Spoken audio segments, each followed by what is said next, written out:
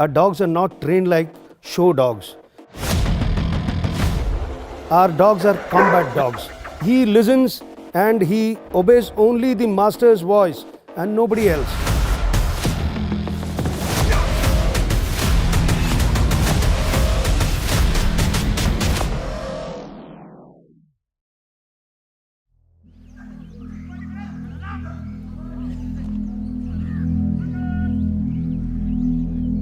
This is Rado. He is a 1-year-old Belgian Malinois. Rado and his handler are training in the CRPF's dog breeding and training school in Bengaluru. The 40-week-long training pushes both Rado and his handler Hitesh to their limits. Rado is on his way to becoming a highly skilled combat dog.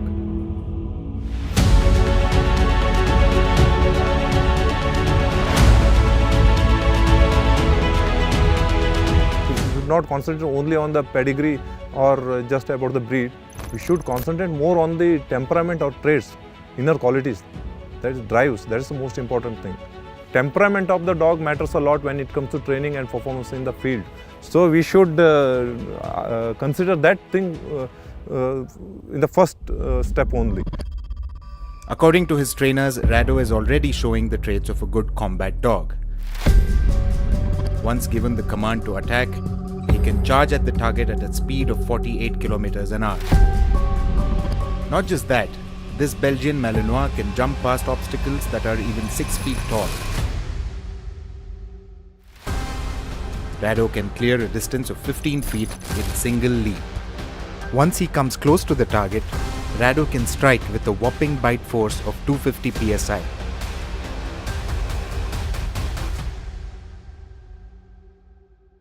PSI is a measurement that is used to calculate pressure that is made in pounds per square inch.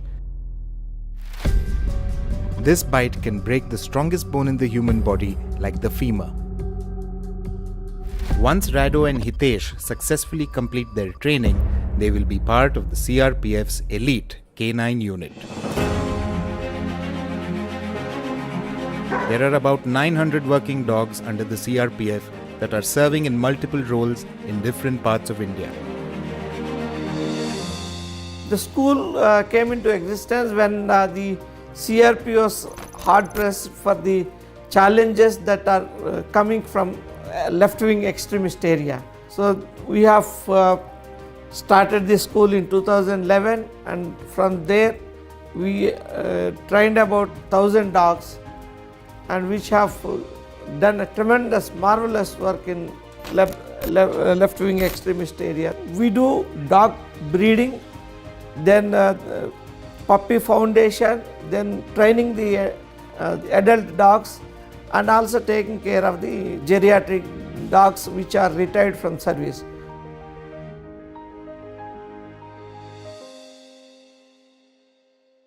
The CRPF selected Bengaluru due to its pleasant weather, which suits the dogs. The presence of world-class private dog breeders is an added advantage. The 200-acre training facility can accommodate more than 200 dogs in different kennels. The dogs are trained for at least 3 hours in the morning and 3 in the evening.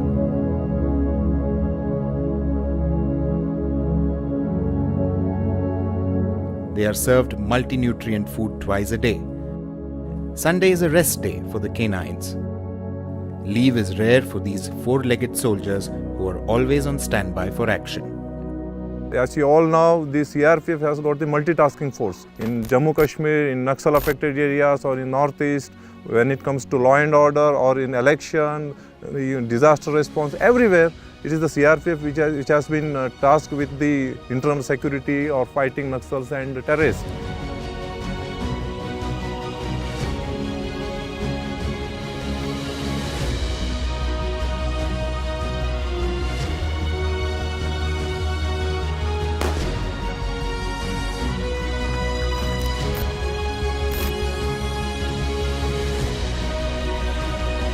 So everywhere, along with our 2-leg soldiers, we need these 4-leg soldiers to, in fact, in true sense, to lead us.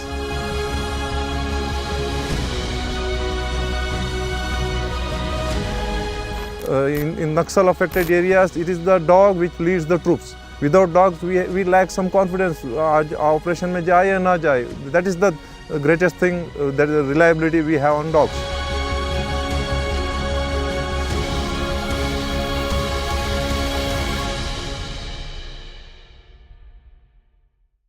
But before transforming into an elite canine squad, they all start here.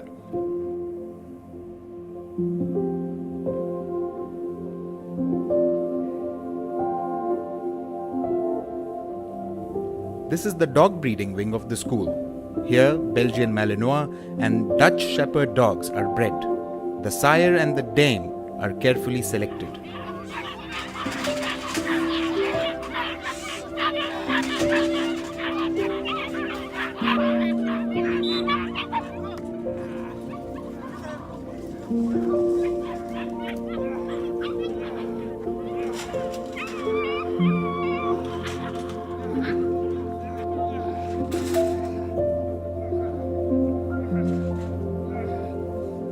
The phenotypic traits and trainability traits are monitored thoroughly. The basic foundation training for the puppies starts once they are 45 days old. This is the time when the pups are introduced to their handlers for the first time. One of the very specialized aspects of DBTS CRPF is something called the puppy foundation training. What we do is that when the pups turn about 45 days, we take them out for socialization, we take them out in the town, we take them out to the jungle area. The pups get to know what does a jungle look like, what does an inhabited area look like, so that slowly they get socialized with the surroundings. So before we put them on actual organized institutional training, we try to get them familiarized with all the surroundings.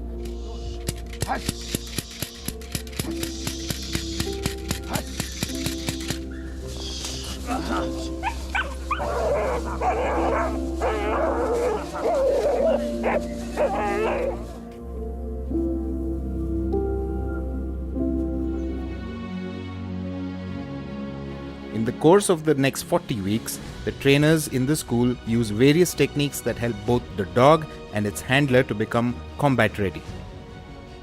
The dogs are trained to be multitaskers. Wait! Baba, wait! Clutch! Good boy! Easy! Easy boy!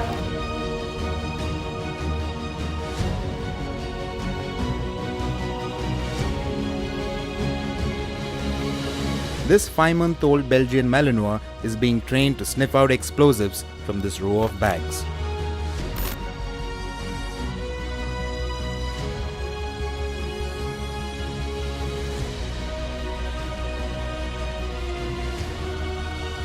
Come here, good boy, son! Good boy, come here, son! Good boy! And here, this adolescent Dutch Shepherd is being trained on the finer points of engaging with an armed enemy.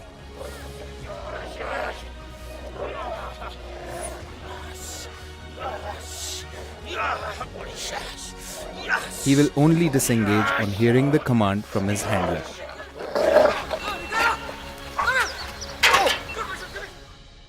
In the last 1 decade, these dogs have been instrumental in recovering more than 5,500 kgs of explosives. Even a half kilo of explosive can kill 10-15 people. Then you can imagine what could have been a disaster if these explosives got exploded. So all the credit goes to these dogs because they saved there's so many precious lives of our Jawan and future of their families. The bond between the handler and the dog is the stuff of legends, and it all starts here at the training school. We ensure that our dogs are not trained like show dogs.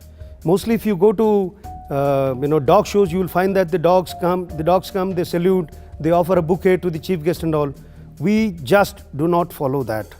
Our dogs are combat dogs. We do not produce show dogs at all. For example, look at my predicament.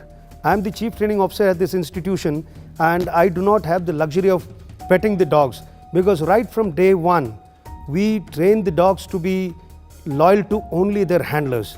They just don't get friendly with any of the strangers because once you give that leeway, then the bonding between the handler gets diluted.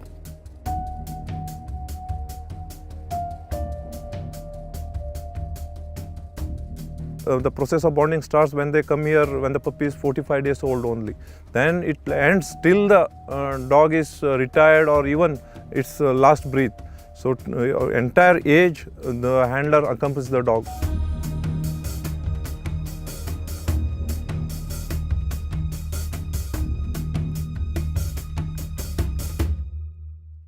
Once commissioned, these dogs serve for 10 to 13 years.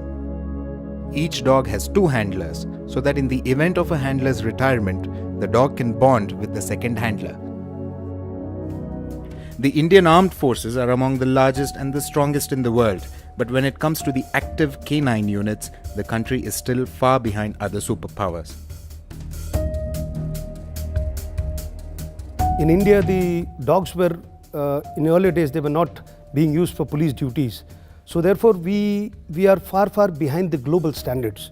Hence, there is a lot of research and development to do in this field, so as to get the best out of the contemporary techniques wherein the dogs can be used. There is also a need to collaborate with international bodies, international schools or universities, friendly foreign countries, where we can share ideas and to learn from the best practices of each other. Because we are all doing innovations in dog training, in canine training, in isolation. So there is a need to showcase our capabilities to other sister agencies, learn from them, so that we can take this forward to a much higher level, so that we can at least come up with the global standards in as far as use of canines in security is concerned.